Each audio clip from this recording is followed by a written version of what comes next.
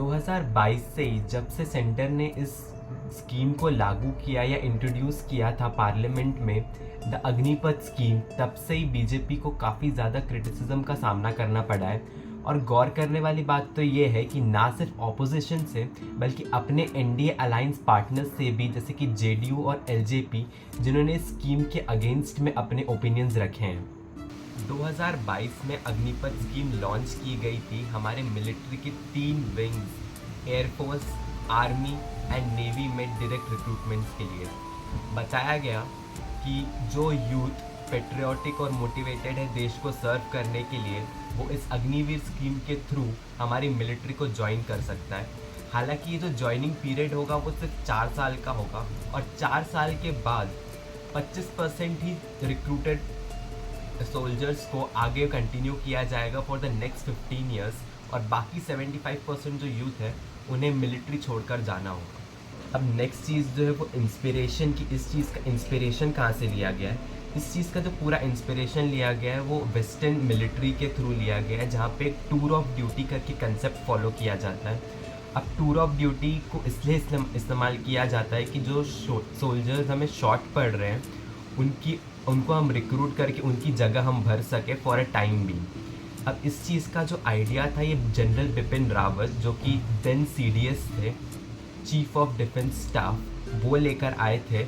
और पहले प्लानिंग था कि इसे एक छोटे नंबर पे टेस्ट किया जाएगा इंडिया में, और सक्सेसफुल रहा तो ही एक मास नंबर इम्प्लीमेंटेशन होगा।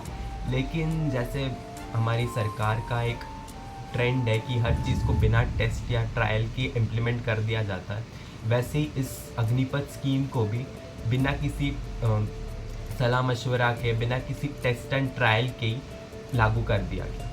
अब इस स्कीम के जो बेनिफिट्स गिनाए जा रहे हैं गवर्नमेंट द्वारा, उन पर आते हैं। तो सबसे पहला बेनिफिट तो ये बताया जा रहा है कि जब 4 साल का कंप्लीशन पीरियड कंप्लीट कर लेंगे सोल्जर्स, उसके बाद जो मिलिट्री को छोड़कर जाएंगे उन्हें लगभग 12.25 लाख रुपए की राशि दी जाएगी, प्लस जो इंटरेस्ट उस पर लागू होता है वो दिया जाएगा, और इसे सेवा निधि कहा गया है।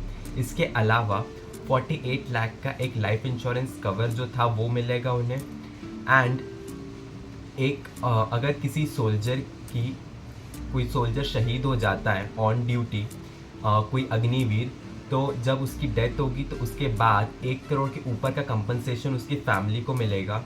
और इसके अलावा जब सोल्जर्स मिलिट्री को छोड़कर जाएंगे, जो 75% सोल्जर्स हैं, गवर्नमेंट उनकी मदद करेगी जॉब ढूंढने में, एक नॉर्मल लाइफ लीड करने में। अब इसके रीजंस पर आते हैं कि स्कीम की ज़रूरत क्यों है, जो कि गवर्नमेंट द्वारा स्टेट किए गए हैं।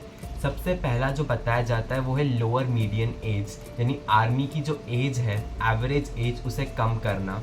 इंडिया में जो आर्मी या हमारे मिलिट्री की एवरेज एज है वो 30 के ऊपर है, जबकि बाकी देशों में अराउंड 25% है। हमारे आर्मी में ही 19% जो सोल्जर्स है वो 36 से 40 ईयर्स के एज के बीच में आते हैं।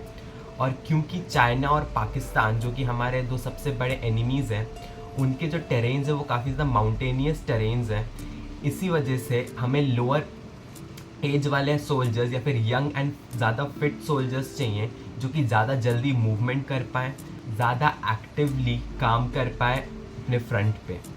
इसके अलावा जो नेक्स्ट पॉइंट दिया जाता है वो है फ्यूचर रेडी सोल्जर्स का, क्योंकि हर साल 75% को आप छोड़ देंगे एंड बाकी जो नए रिक्रूटर्स हैं वो नए रिक्रूटेड सोल्जर्स आएंगे। इसी वजह से जो आर्मी की जो ट्रेनिंग होगी वो न्यू एज टेक्नोलॉजी के साथ होगी, और हर साल वो एक एडवांस टेक्नोलॉजी, हर कैडर अपने साथ एक एडवांस टेक्नोलॉजी लेकर आएगा। और इसके अलावा तीसरा जो सबसे बड़ा मेन पॉइंट बताया जाता है वो है बजट का, कि हर साल, क्योंकि पेंशन में ही सबसे ज़्यादा खर्चा होता है डिफेंस बजट में से, और रिसर्च एंड डेवलपमेंट को 5% से भी कम का अमाउंट मिलता है। इसीलिए अगर हम पेंशन को रोक देंगे एंड पेंशन स्कीम्स को कम कर देंगे, क्योंकि अग्निवीर को एक लाइफ टाइम पेंशन नहीं मिलने वाली है, तो अगर हम उस चीज़ को कम कर देंगे या रोक देंगे तो रिसर्च एंड डेवलपमेंट की तरफ हम ज़्यादा इन्वेस्ट कर पाएंगे। नेक्स्ट बिग पॉइंट जो बताया जाता है वो ये है कि भले हो सकता है कि जो अग्निवीर है वो इंडियन आर्मी के लिए तो यूज़फुल हो, लेकिन इंडियन नेवी और इंडियन एयरफोर्स में उतने ज़्यादा यूज़फुल ना साबित हो। इसका सबसे बड़ा रीज़न ये है कि आज के टाइम जो एक नॉर्मल सोल्जर रिक्रूट होता है आर्मी या नेवी के लिए उसको 5 से 6 साल की ट्रेनिंग के लिए ट्रेनिंग दी जाती है ताकि वो इक्विपमेंट्स और बाकी वेपन्स को ऑपरेट और हैंडल कर पाए। तो अगर अग्निवीर जिसको सिर्फ 6 महीने की ट्रेनिंग पे अपॉइंट किया जा रहा है या रिक्रूट किया जा रहा है, वो कैसे उस 5 से 6 साल की ट्रेनिंग को मैच कर पाएगा, ये सबसे बड़ा कंसर्न है। इसके अलावा अगर हम आर्मी को भी देखें तो भी 6 महीने की ट्रेनिंग आर्मी के लिए भी सफिशेंट नहीं है। कैजुअलिटीज़ में हमें 2 अग्निवीर्स की डेथ देखने को मिली है अभी तक। इसके अलावा 6 महीने की जो ट्रेनिंग है वो आर्मी लेवल के लिए भी सफिशेंट नहीं है, क्योंकि 6 महीने में तो हम सिर्फ एक सेमेस्टर ही कंप्लीट कर पाते हैं कॉलेज का। तो 6 महीने में एक आर्मी सोल्जर को आप कैसे ट्रेन करेंगे ताकि वो सियाचिन जैसी जगह जाकर लड़ सके या वहाँ की पोस्ट को संभाल सके। इसके बाद जो अगला पॉइंट है वो काफ़ी बड़ा पॉइंट है कि एक्चुअली जो अग्निपथ स्कीम है वो जहाँ से इंस्पिरेशन ड्रॉ करती है, जो कि टूर ऑफ ड्यूटी है, उसका एक्चुअल मोटिव ही है ताकि वो जो सोल्जर्स के शॉर्टफॉल है या मैन पावर शॉर्टफॉल है उसकी भरपाई कर पाए। अब अग्निपथ स्कीम इसी चीज़ को और ज़्यादा बढ़ा रही है इंडिया में। कैसे? हर साल अराउंड 70,000 रिटायरमेंट्स देखने को मिलती है हमें, जहाँ पर अग्निपथ जो स्कीम है वो सिर्फ 42,000 इनटेक ही लेता है एवरी ईयर। अभी जो 42,000 है उसमें से भी सिर्फ 25% को ही रिटेन किया जाता है और बाकी 75,000 को छोड़ दिया बाकी 75% को छोड़ दिया जाता है, जो कि ऑब्वियसली और ज़्यादा शॉर्टफॉल क्रिएट करेगा आर्मी में या बाकी की मिलिट्री फोर्सेस में। इसके अलावा एक और जो सबसे बड़ा ब्लो देखने को मिला है वो ये है कि नेपाल गवर्नमेंट ने अग्निपथ स्कीम को रिजेक्ट कर दिया है और इंडियन आर्मी का एक बहुत क्रूशियल कंपोनेंट जो है वो नेपाली गोरखास भी कंट्रीब्यूट करते हैं। एंड नेक्स्ट पॉइंट जो कि एक छोटा सा कंपैरिजन है कि नॉर्मल सोल्जर वर्सेस अग्निवीर में, कि ना तो अग्निवीरों को लाइफ लॉन्ग पेंशन मिलती है रेगुलर सोल्जर जैसे। इसके अलावा रेगुलर सोल्जर्स जो होते हैं उन्हें life time even after retirement उनको और उनकी फैमिली को जो है वो मेडिकल कवरेज मिलता है, जो कि अग्निवीर्स को नहीं दिया जाता। पेंशन्स, ग्रेचुइटी, ये और भी कई सारी चीज़ें हैं जो कि रेगुलर सोल्जर को तो मिलेंगी लेकिन किसी भी अग्निवीर को नहीं मिलेगी। इसके बाद अगर हम मॉनेटरी एस्पेक्ट से हटकर बात करें तो सबसे पहला पॉइंट जो उठता है वो है एम्प्लॉयमेंट का, कि जब अग्निवीर रिटायर हो जाएंगे 4 साल बाद, मतलब मिलिट्री छोड़ देंगे, उसके बाद उन्हें कोई जॉब देगा या नहीं देगा, और अगर देगा तो कैसी जॉब देगा, कितनी पेइंग देगा, इस सब पे एक बहुत बड़ा क्वेश्चन मार्क है, क्योंकि कोई जॉब गारंटी भी नहीं है अग्निवीर्स के लिए।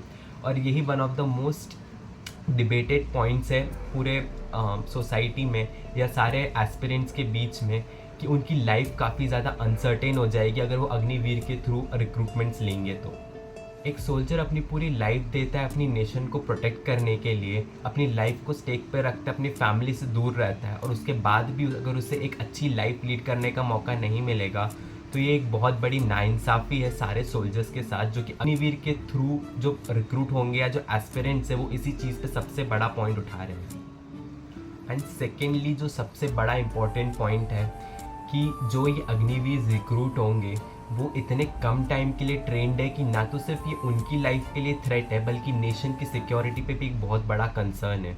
आप कैसे किसी 6 महीने की ट्रेंड पर्सनल को आप सियाचिन जैसे पोस्टिंग पे भेजोगे, जो कि इतना क्रूशियल पॉइंट है इंडिया की सिक्योरिटी पॉइंट ऑफ व्यू से। इसके अलावा जैसे अनहेल्दी कंपटीशन और वो सब तो एग्जिस्ट करती है, जो कि और ज़्यादा एक फ्रिक्शन क्रिएट करेगा, और जो यूनिटी है, collective unity army, navy, air force या पूरे मिलिट्री की बात कर लें, वो भी काफ़ी ज़्यादा हैम्पर होगा।